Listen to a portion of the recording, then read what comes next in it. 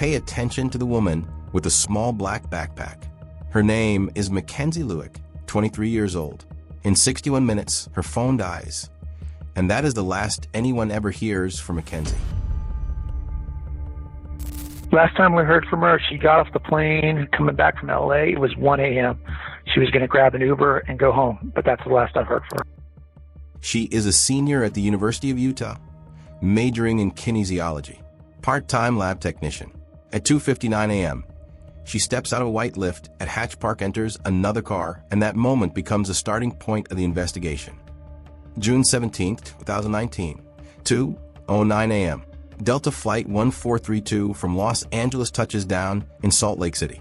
Mackenzie had spent the week in California for her grandmother's funeral. Moments after touchdown, she texts her mother, Diana Lueck, to say she's landed. One small backpack, no checked luggage. She looked exhausted, but ready to be home. At 2:40 a.m., she enters a white Lyft Prius. The driver later recalls how calm and polite she was. Excited, he said, to finally get back to her apartment after a long week. Drop-off address: 16 East Center Street, North Salt Lake. At 2:59 a.m., the Lyft pulls into Hatch Park. The driver watches Mackenzie step out and transfer her backpack into a silver Kia Sorento waiting nearby. I was actually going to turn off my my app and go home, but right then I got another order to go pick somebody up downtown. So I just went to go pick up that person. They seemed to know each other really well, because I think all I heard was, "How are you doing? How are your trip?" Just kind of basic greetings. The situation seemed very safe. She obviously knew the person that she was getting into the car with. She greets the driver, Ayoola Ajayi, 31, an IT contractor who dabbled in writing fiction online and claimed to be a father to a young daughter. The exchange seems friendly, familiar. Her phone pings once more near 547 North, 1000 West, then goes silent. June 17th, 8 a.m. Mackenzie misses her midterm exam. Her ID never swipes at the lab where she worked. Her metallic blue Honda Civic remains parked in the apartment lot, untouched. Dew still beads on the windshield. By evening, friends begin to worry. Texts go unanswered. Calls go straight to voicemail. June 20th, 9:11 a.m. Her father, Greg Lueck, calls 911 to report her missing. Yeah, I'd like to get, if possible, have a wellness check done on my daughter. And I've been trying to get a hold of her all week. I was just wondering if I could have somebody maybe go by her house and check on her. And does anyone have a key? I don't know. The landlord may. I don't know of anybody that would be there besides her roommates that would have a key. You know what? I take that back. She said she dropped one behind the mailbox, but she could never get it out. So there may be one back there. Somebody can fish it out, but I don't know if she ever got it out or not. Police enter her apartment using a spare key her roommate had hidden behind the mailbox. Where your landlord lives? Does he live on the premises, or how we can get a hold of him to maybe get a key or something like that if we need it? Yes, a key to the apartment so that we might be able to go in there just in case she is in there injured or something like that. I don't think University of Utah is going to give us any information. Like, we could probably call up there and see if she's supposed to be in a class. Yeah, she's enrolled. They could go check her classes to see if she's there, but this is her car. And landlord's not answering his phone, so I just left him a message. Inside, no luggage from California. No sign of struggle. Just a quiet, undisturbed home. The air smells faintly of cat litter. June 21st, 3 a.m. Investigators confirm Mackenzie boarded her flight in Los Angeles. They trace her Lyft trip and verify the drop-off point at Hatch Park. A geofence set between 2:45 and 3:15 a.m. captures 6 devices in the area. One of them pings repeatedly, belonging to Ayoola Ajayi, who lives less than 2 miles away. June 16th, 5:47 p.m. Detectives uncover a text exchange between Mackenzie and Ajayi from a night before she vanished. It begins innocently, then shifts to another messaging app where the trail abruptly ends. The final message from her phone is sent at 2:58 a.m., just before the Lyft driver sees her step into Ajayi's car. After that, silence. June 24th, 2:13 p.m. Detectives knock on Ajayi's door. He answers, "Come." composed. He claims he was out of state that night, but cell tower data tells a different story. His phone stayed active in Salt Lake City through the night. When officers notice a fresh scratch on his forearm, thin and red, they make a note. June 25th, 10:07 a.m. Ajayi admits to owning a dating profile and to messaging Mackenzie, but denies ever meeting her in person. Under arrest, you're not being detained. You can leave anytime you want to, okay? It just doesn't make sense. I want to get to the root of it too. Yeah. Because when you said my IP is showing, right, that means something is wrong. I have security camera in front of the house, and then I have one inside the house. So that's my baby. Remember, she was with me on that day. Okay. So according to the video, she was with me. So I have PTSD and anxiety. I just need to talk to someone whenever I'm alone and I'm freaking out. So this is the seeking arrangement website? Yes. Okay. So, and I go through the whole everything. I can't see anyone that matched that profile and that matched that picture. Okay. But if you see, you can see most of them are in Seattle, Ogden, everywhere around the world. Okay. So I never even try to meet them. I just need someone to talk to whenever I'm freaking out, so to calm down. So even some of them are in Washington, D.C. And one in Logan. So all of them, all we just do is to talk. And if I met her from there, I'm positive that I probably don't want to meet her because all this is not revealed to my baby mama, and I don't want her to know about it, so I never meet any of them. Later that day, detectives seize his phone. Plainclothes officers tail him.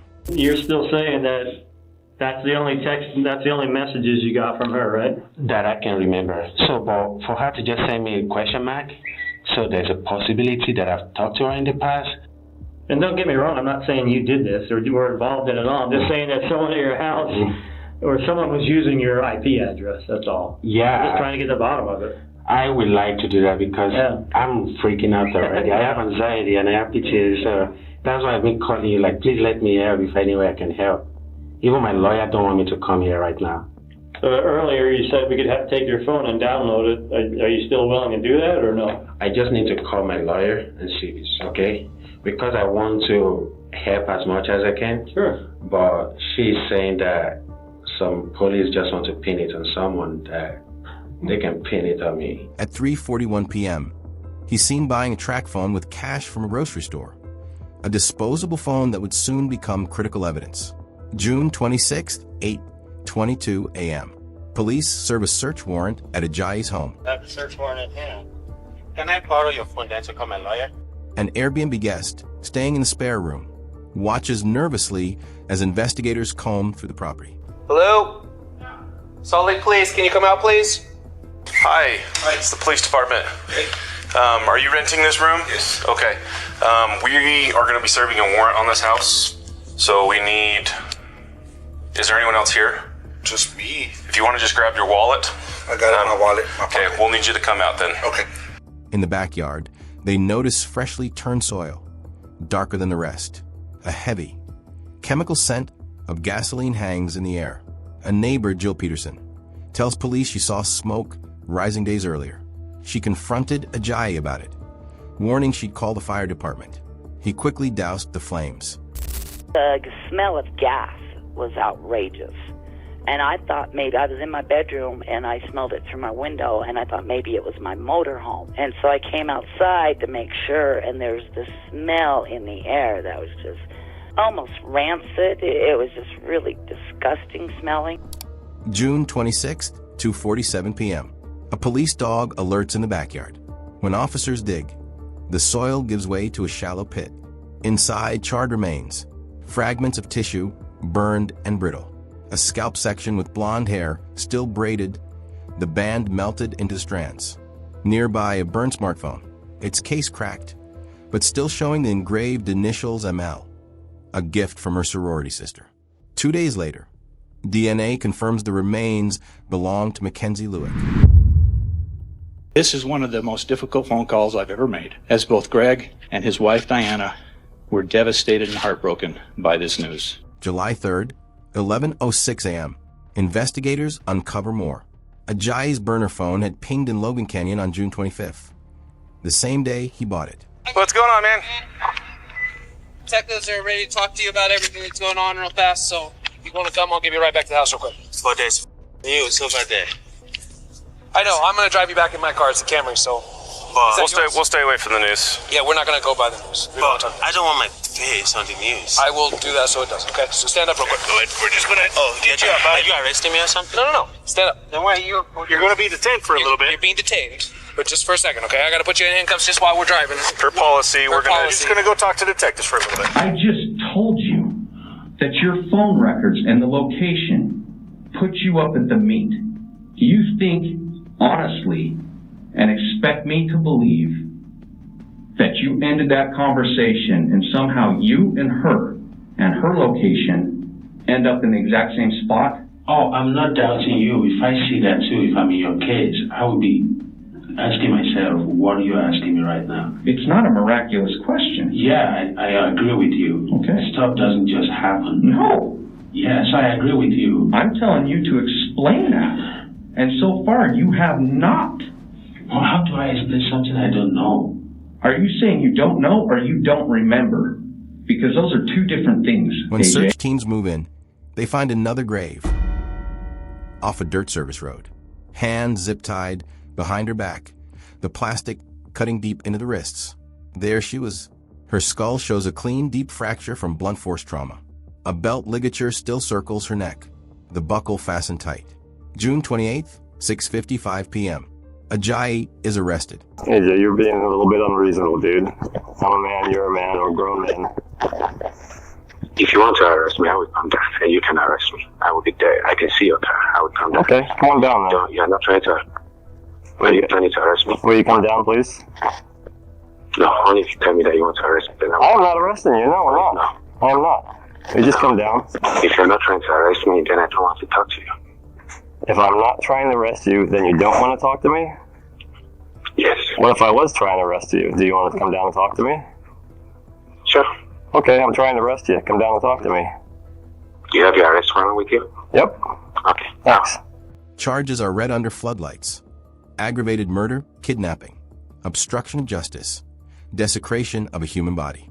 We are filing charges of aggravated murder, aggravated kidnapping, and desecration of a body in the homicide of Mackenzie Lueck. The man charged is Ayoola Ajayi. I will not be saying the killer's name again. Investigators would later piece together a chain of evidence. A red gas can seen on camera, a burner phone tied to Ajayi, clothing stained with bleach, and charred bits of fabric, and a student ID that linked the remains back to Mackenzie. A contractor who had worked on Ajayi's home recalls him insisting on a soundproof room in the basement, complete with ceiling hooks and a fingerprint lock. Money was no object, he said. I've never, ever had anybody ask me anything like this. 100% that man that they arrested is the man I met. Guaranteed. I'm shaking right now. My heart's pounding. I'm almost about to cry. It's scary. I feel sorry for that girl. Just said that his girlfriend was coming into town and needed to get it done before she got there because she was a Mormon girl. She didn't know he drank, so he wanted to hide her alcohol from her. And I was like, well, why do you need it to be soundproof? I told a lot of people that I thought something weird was going on over there, and it turns out there obviously was. He was adamant about getting it done really fast, and money was no object, and he needed to get it done before his girlfriend came into town. October 7th, 2020. Ayoola Ajayi pleads guilty. The death penalty is waived. He is sentenced to life in prison without parole. A text to her mother saying she'd landed. A backpack handed off under a streetlight. A phone that went silent forever. Mackenzie Lueck's story is a reminder that trust often begins in the most ordinary moments, until the ordinary becomes the last thing you ever do. If this case showed how quickly trust can turn fatal, our next story is worse. A disappearance that rewrote what investigators thought they knew about human cruelty.